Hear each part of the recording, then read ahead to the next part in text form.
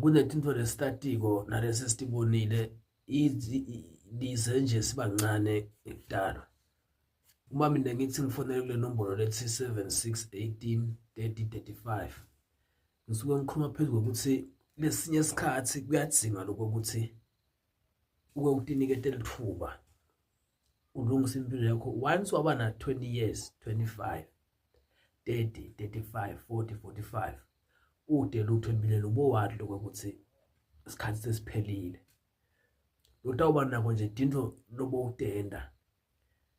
Thatha isinqumo sempilo yakho, ngeke uze uthathele ngima kwakho noma baba wakho noma bani.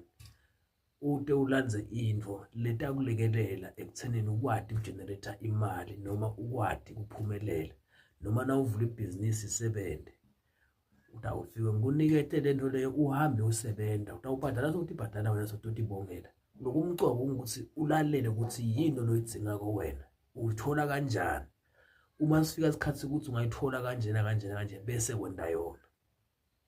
Akuniketa mina induku yokuthi ube nemali, induku yebhizinisi letawuphumelela ukuphakamisa ibhizinisi yakho. Noma kuthiwa sakho umuntu sikubethelela umuntu ukuthi lo muntu lo ungabi umuntu othelelekile noma wena ungabi umuntu othelelekile. Utawulandzela into yakho leyo. Kodwa ngeke ngikwente mina ukuze ubone ukuthi lo muntu osukhuluma naye ngibani. Noma ungishayela kulo 7618 3035 noma 79920698.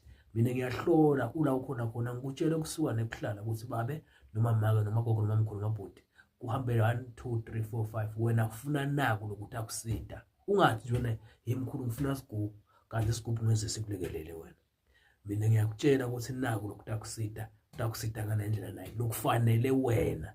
Noma ngabe into siyihlanganisa nelidlodi lakini, siyihlanganise nelidlodi lakini sekuvumele lo muntu longitshelile ngikuhlolela mina ukuthi wo lona udze ukuthi umakhele na into naleta mphakamisa mhlambe ufaka inkosazane, ufake sandawana, ufake na uMdlebe, ubuye lo mlona umnikete ahamba yophila asebenze.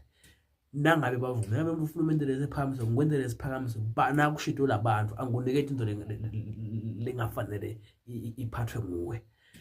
Ngoba gogo lomkhulu sukuma uma kunemuntu ophila naye noma utenda umngane noma intombi le useless lethi ungaba nelutho ibe khona nase ude inyamalale. Khwesha ningaze nibegcine selishutha ngisho ithombe indoda ibeke ebonzeni. So uyakhumbula engaye ngagcuka omega ngagcuka in sewude nyalo. Yenda indlela etawona ukuthi kusasa ukhona ukukhomba ukuthi nali lithole nali njule nayi inkukhu nayi indlu uphumelele. Thokozani.